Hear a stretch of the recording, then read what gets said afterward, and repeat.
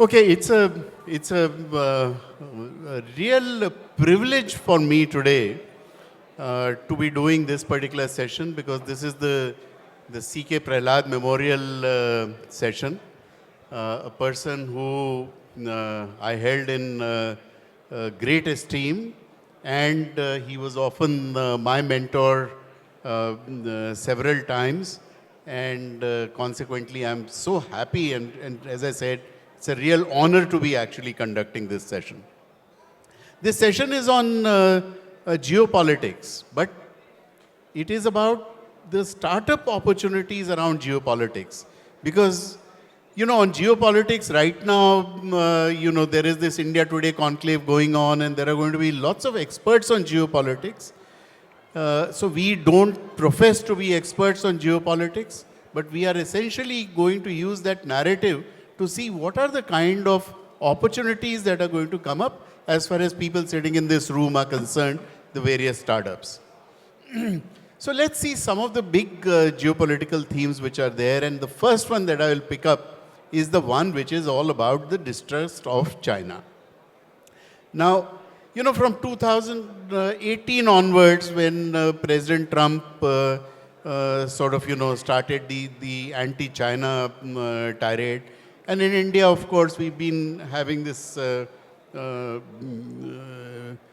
this policy for some time as to what we should be doing as far as China is concerned. But more importantly, it was the globe which started this entire thing of distrusting China and therefore the China plus one.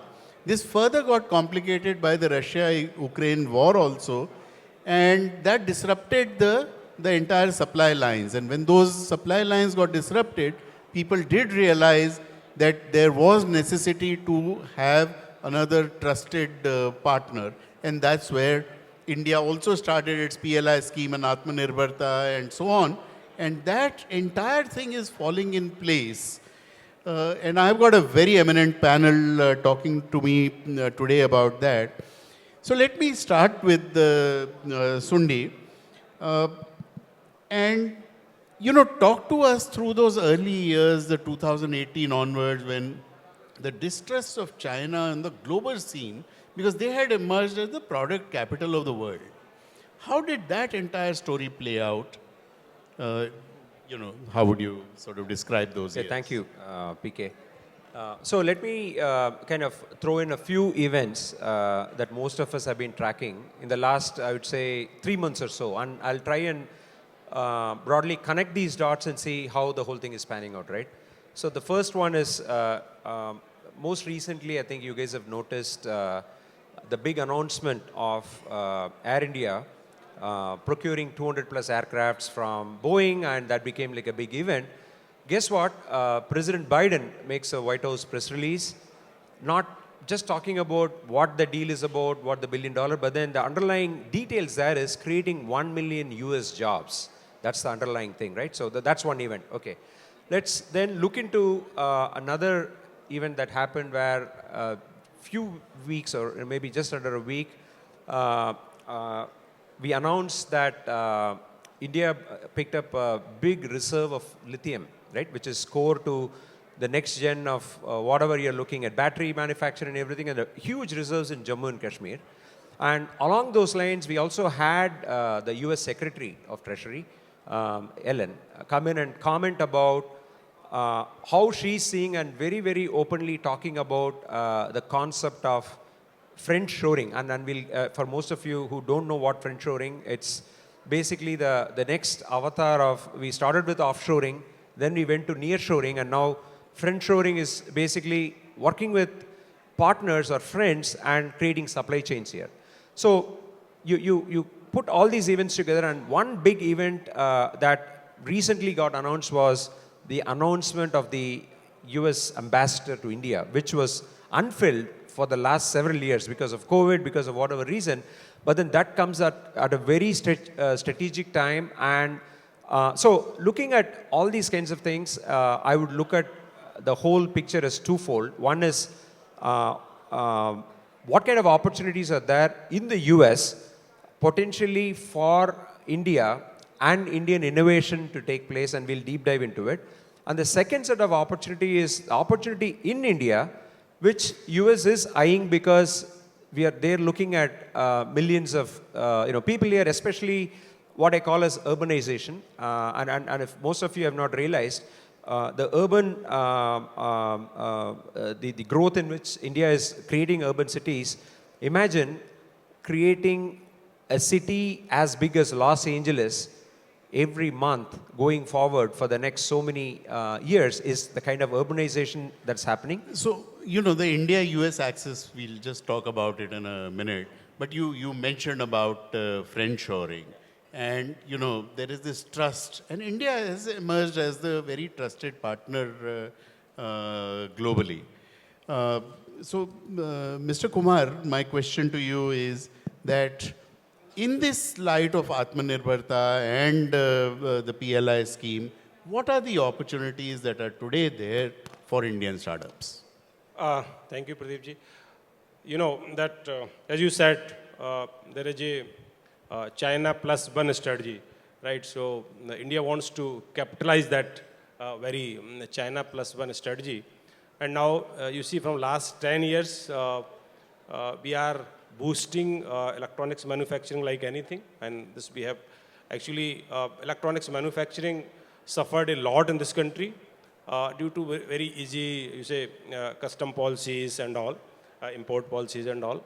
Now we have, for Atmanirbhar Bharat, we have multiple schemes which is coming from Ministry of Electronics and Information Technology, like PLI scheme, where we are giving 4 to 6% of its incentive for sales, incremental sales. Similarly, we have now DLI scheme. We have launched a program is called SEMICON, which is of around 10 billion US dollars, and we are in central government is providing 50% of the support, 20% are coming from some states also. So I think there is a big plan where you can get 70% of the incentive for creating semicon industry, for creating fab labs, for DLI. Because now government is very clear that manufacturing is the thing which has been left out by any means. Now it has to be boosted. And now the results are there. Now we are producing around 30 crores mobile phone, and which is around our 97% of consumption in India is coming from our own production. If you see 5 years back before PLI scheme, 90 to 93% we are importing only. So these schemes, not only we have launched the scheme, these schemes are working and they are giving the results also. Thank you. Great. So the future story is not just around services around which the startup story so far has been built, but a lot of this is going to be around manufacturing as well. So thanks for giving that fresh perspective to where the opportunities are going to be. Goldie, so we are talking about cross-border trade and so on. So what sort of regulatory framework do you think startups should be conscious about? I mean, there are hundreds of them, but very broadly speaking, what are some of the things that people should be conscious of when they're starting on this journey? Thank you. So I think, let me contextualize this, right? We had 80 plus startups being registered every day last year. We have approximately more than 80,000 startups registered with DPIIT, right? That's a significant number coming from what, 400, 450 in 2016. Certainly there's something which is working well, right, in that context. And I'll break this into two buckets. One is on tax, the other is on regulations. So from a tax standpoint, I think the government has already given some benefits to startups. There is a 3-year 100% tax holiday. When you incur losses, you don't lose losses over a defined period of time, provided the same shareholders remain within the company. And there is one specific tax which is called as angel tax, which basically means that when an investor is investing money into an Indian company and that investment is in excess of the fair market value, then whatever is the additional amount is not taxed in the hands of the Indian company. And this provision only applies to startups and not to other companies. But recently in the last budget, 23 budget, actually the government has changed this law to even bring in the foreign investors into this law. Meaning that if a foreign investor is putting money in an Indian startup and the amount is in excess of the fair market value, then that gets taxed in the hands of the Indian startup, right? In my view, I think the government will, listen to all the aspects which are being spoken about on this part, because this change can have if this is sort of taken back to what it was earlier, it will certainly help the startup ecosystem. From a regulatory standpoint, I think there are multiple things which have happened. So we have a credit guarantee scheme, we have a seed funding scheme, we have a fast track mechanism for patents. We have a much simpler compliance mechanism. And even last year, the outbound regulations under the Foreign Exchange Management Act was amended to allow startups to have, two-tier special purpose vehicles overseas. You'll appreciate that most startups have companies in India, have companies in the US, in Singapore, so on and so forth. And most of these structures were set up, as startups were growing, right? So I think the government has listened to the request from the startups and has changed policies over a period of time. But I think having said that, there are still, much more which needs to be done. But I think Sure. the fact is that there is a significant ease of doing business, and this can continue. Okay. So we have 10 more minutes left. And so let me talk about the next big geopolitical change which is taking place right now. One is, as you said, the Indo-US axis, this friends, the summer as far as the relationship between the two countries are concerned, and therefore global opportunities. The other one is the India-China border issue. Okay, and because of that particular border issue, once again, we are mobilizing our army and so on, and therefore, are there opportunities in defense and other areas that are going to emerge in that? So to discuss both these areas, I would start with Mr. Arvind Kumar first. My question to you is, STPI Next today is the largest incubator in this country. There are more than 450, I mean my number may be wrong, which are today 450 startups are being incubated by you, all right? Now, therefore, on both these issues, are you seeing some changes? Are you seeing, for instance, more outward-looking, US-looking startups? Are you seeing a lot of international startups looking at the Indian market? And are you looking at growth in terms of defense tech and other areas? All right. So, as you said, we have largest, at least horizontal ecosystem, startup ecosystem in this country. We have multiple schemes. One scheme is called Center for Entrepreneurships. So we have opened around 25 Center for Entrepreneurship across the country.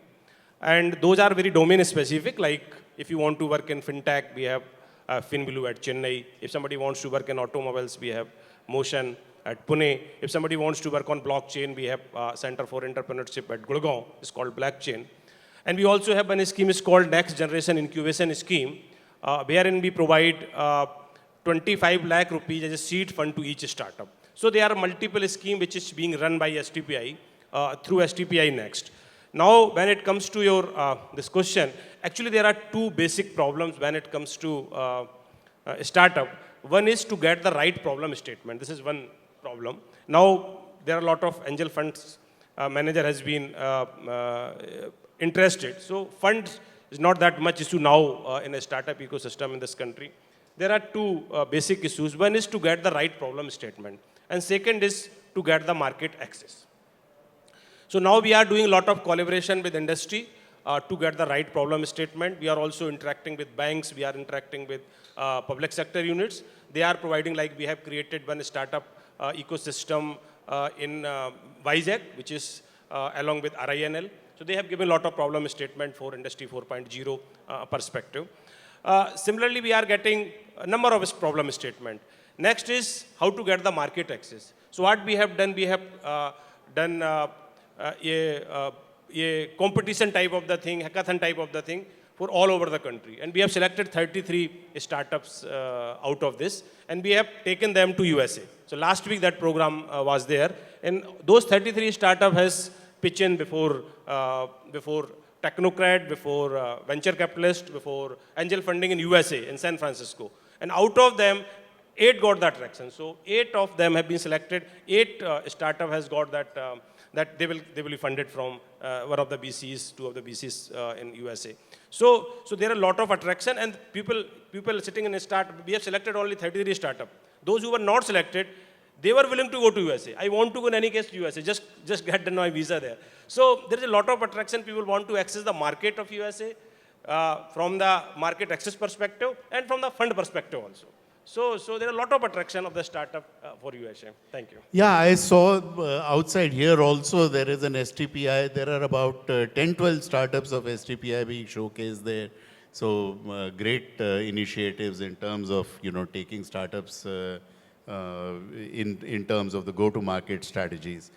Coming to you, Sundi, TiEcon, you conducted an entire day event, a full day event, talking about this opportunity which is there for startups based upon the India-US axis.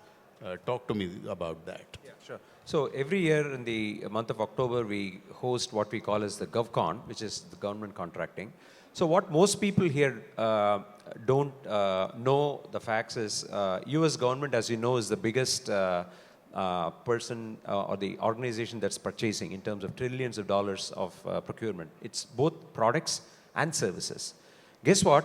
Out of these $1 trillion, they have to, it is mandated by the regulations, they have to spend 38% of that $1 trillion with small businesses. And when I say small, guys, these are businesses up to 30 million in revenues. So that will probably cover 70-80% of the small businesses or in terms of how it's being defined. And now they've come to a point where they want to embrace innovation. They want to embrace things that are happening in cybersecurity, defense, satellites, drones, all integrated into their go-to-market or their go-to-market solutions or products. And TiEcon is facilitating a whole day worth of conference where these companies come in and we help them as an Indian company to flip and set up a Delaware Corp, set up joint ventures and partnerships with companies like us. We do 100 million of revenues with the federal government. We have contracts. Like us, there are so many other mid-sized companies that are dying to get these technologies. It could be product, it could be solutions, shrink wrap it and then sell it to the government. And these are really low-hanging fruits, and it's a win-win for us, for the government, and also for startups and the small businesses here. So, and there are conduits to go through it, including something called a joint venture and a mentor prodigy program that's blessed by the US government through the Small Business Administration. So we know the process of certification will help you get these conduits in, and we've seen in less than 12 months, 18 months, people have walked away with 80, 50, 100 million of work, of which, the Indian startups or the startups from outside the US can also benefit from. I'll be happy to share more information, but so those are some of the perhaps TiEcon and TiE Delhi could put together a GovTech absolutely half a day or something of that sort. So I think perhaps we should discuss that and take that kind of a thing up also. So Goldie, the balance of trade between India and China was $70 billion 2 years back. And today it is $100 billion, 22. So is it just that, we are giving lip service that no, we should look at Atmanirbharta, we should look at Indian startups and stuff like that, but we continue to buy everything from China because the trade deficit has actually gone up. So, are we serious about it? And if we are not, then what we should do to be serious about it? No, I think we are quite serious about it. I think the government's Make in India program is here to stay. And we are seeing a significant amount of interest from companies, both Indian and global, who are looking at setting up, manufacturing in India. An example being Foxconn yesterday announcing a 200 crore investment in AirPods, right? So, I deal with foreign companies on a daily basis. Every day we have requests from them to say, no, how can I set up a manufacturing base in India? So I think that story is here to stay, right? As I said, I think that India is going through a technological change, if I may. What's happening is we are manufacturing the finished product, and still the raw materials, components, still need to be imported. So there will be a timing difference, if I may say, where we'll continue to import products, components and raw materials from across the world, China being one of them. But I think very soon we'll have an ecosystem where the entire value chain will be created in India. And that's where the thought process of the government is, where they want to create the entire ecosystem in India. And once that happens, I think the balance of trade across with multiple countries will certainly be in India's favor. So is there also an opportunity around these intermediates? That means the raw materials, that means, the various components and so on? Absolutely is. Today, as we speak, there are multiple component players. An example is mobile manufacturing. One success story, right? There are multiple component manufacturers within the mobile ecosystem which are looking at setting up manufacturing base in India. Okay, because, typically the Indian startup ecosystem does not look at that entire space at all. So, everybody is interested in direct product or services to the consumer, but not really the intermediate space. But what I'm hearing is that there is going to be great opportunity there as well. There are multiple component manufacturers across the world which are billion-dollar companies by themselves. Okay. Right? Yeah. So we almost come to an end of this panel discussion. Some of the takeaways that are obvious from this particular panel discussion is that the bonhomie between India and US and the distrust as far as the Chinese manufacturing is concerned is causing a shift. And this particular shift is creating tremendous amount of opportunities for startups, and these opportunities will emerge in completely new areas that we have not looked at so far. And therefore, it will be important for the startups to start looking at these opportunities. These opportunities, as the panel discussed, are in the area of manufacturing. They are in the area of high technology, defense tech and drones and all of that. It is in GovTech, a lot of things associated with that, as well as we need to be looking at the entire intermediate space, and that is where some of the future opportunities would be coming. With that, I would like to really thank my panel. Thank you very, very much for a very crisp discussion on this very, very important topic. Thank you very much. Thank you so much to our panelists, and with that, we'd love to felicitate you and give you a token of appreciation from TiE. Can we have a big round of applause for our panelists, please? Yes, we can keep the applause going.